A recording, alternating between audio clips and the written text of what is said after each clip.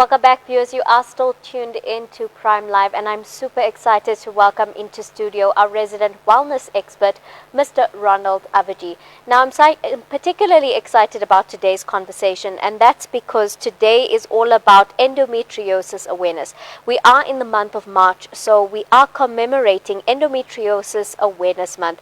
Now, as an endo warrior myself, I'm particularly excited about today's conversation because we have discussed endometriosis before on the show with Ronald, but today's perspective will be completely different in the sense that we will be incorporating endometriosis from the perspective of Ramadan and how our endo warriors out there are battling very particular and very different battles when it comes to the month of Ramadan, coinciding with the fact that you might have endometriosis. So do stay tuned for our conversation, and if you have any questions or comments and you are an endo warrior out there, please do share them with us on our social media platforms.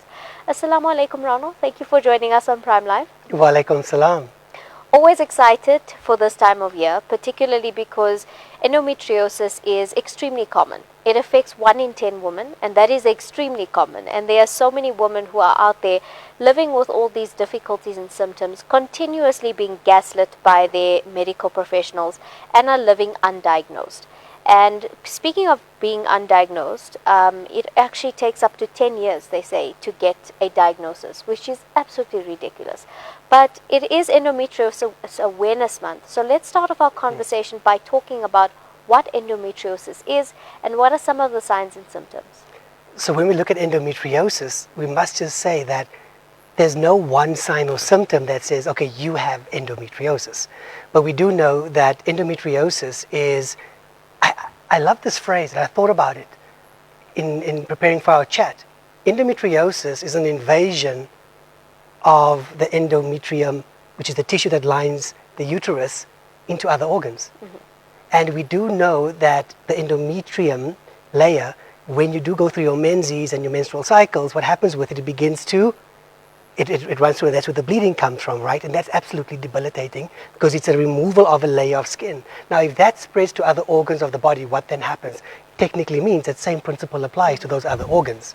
So endometriosis is defined as a experience where the endometrium tissue is now spread to other organs of the body, and it could spread anywhere in the body. Let us just declare this. Mm-hmm. It's associated with extreme pain, heavy bleeding at times, menses that is at times exasperated, and of course you're looking at absolute discomfort, fertility issues, etc., etc.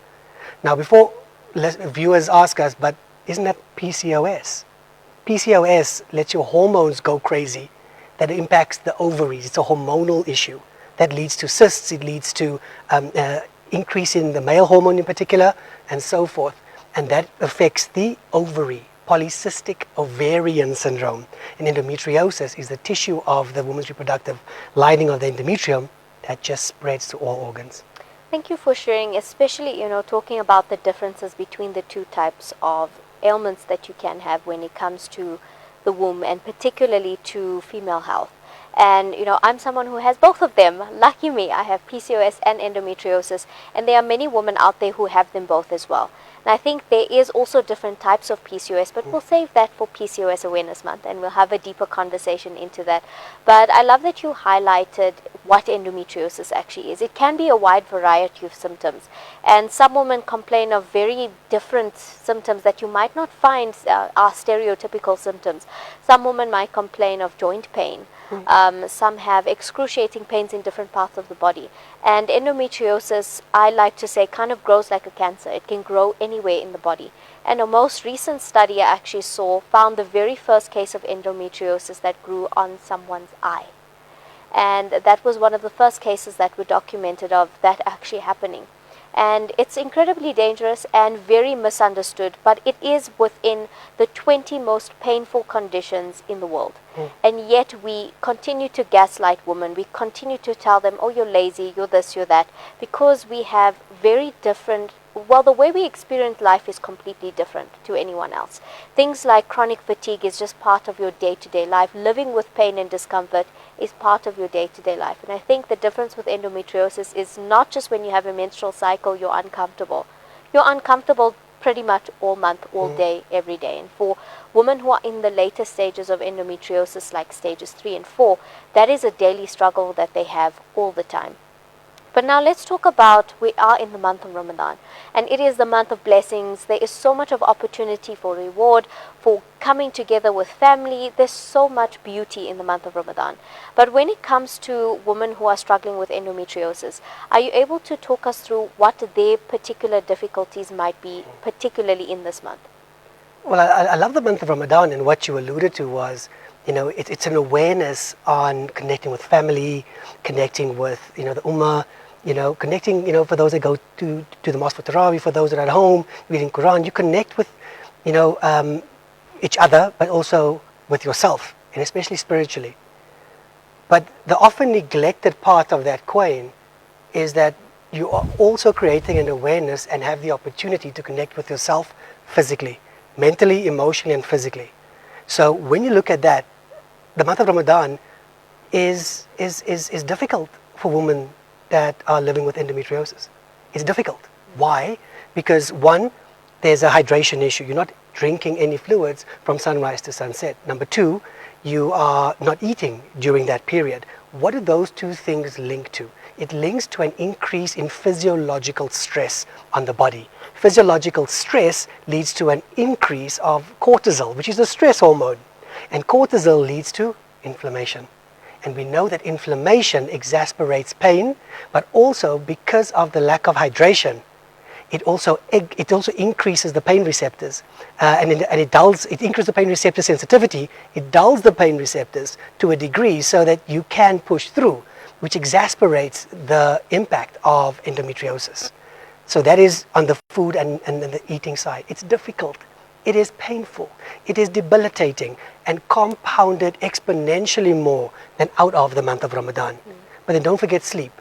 Sleep is critically important as well, because with broken sleep, what happens is that you increase the body's inflammation response. You're not resting enough. And earlier we had someone speaking about sleep. And when they spoke about sleep, yes, you got to watch what you're eating at particular times, especially at iftar time and at sehri time. But when you're looking at this impact of sleep can increase the stress hormone because you're not rested enough. There are solutions that we have, but it will lead to fatigue, additional and extra fatigue to those living with endometriosis, exasperated pain, not just at times in the day, but more often than not with those with stage 3 and 4, sometimes 2, pain throughout the day. And you still need to function. It leads to mental drain and strain, lack of support, and emotional vulnerability. And that is the impact that the month of Ramadan has. So for those women that are living with endometriosis during that time, you will never, us that don't have it, will never appreciate courage and strength to push through barriers to still maintain the sawab of fasting during this period. It's absolutely mind-blowing to me. I love that you talk about that, because that is my absolute reality. Being in the month of Ramadan, some days are absolutely excruciating and so difficult just to get through the day. And it robs you a lot of the joy that everyone else experiences when it comes to the joy and the excitement of fasting, just because you know that your body it's going to take a bit of a toll on your body more so than anyone else. So I love that you talked about that, and particularly women who have a combination of endometriosis and PCOS and are pre-diabetic. That is a whole other conversation just right there. But when it comes to strategies on what women can do to aid their health, to make fasting a little bit easier, work on things like hydration, what are some of the tips and tricks that you can share with our endo warriors in our viewership this evening on how they can navigate Ramadan and just make it a little bit easier? You mentioned something quite critical, which is pre-diabetic and diabetic. We know that if you are insulin resistant, it increases the risk of the second factor when we look at PCOS, because that leads the body to create more of the male hormones, testosterone, which exasperates that pain and discomfort. So in the month of Ramadan, there are options that you have. It's not going to perhaps alleviate absolutely all the discomfort and the pain that those that are living with endometriosis and PCOS have. But inflammation, how do we address it? Number one is you got to focus on omega-3 fatty acid foods. Absolutely critical, because that is anti-inflammatory foods, high antioxidant foods, your fruits and your veggies. Omega-3s, you find them in your your salmons, and of course your oily fish. Flax seeds, for those that love the smoothies in the morning, you have the options of flax seeds, etc. But then you're looking at fibrous foods as well. So antioxidant foods, fruits and veggies, you gotta have that. If it was up to me, I'd have one samosa and I'd have half an orange, half an apple, and some strawberries, because that's where the antioxidant food kicks in. Avoid processed foods, because that compounds digestive inflammation. Because with endometriosis, it also impacts your urinary system and your gastrointestinal system.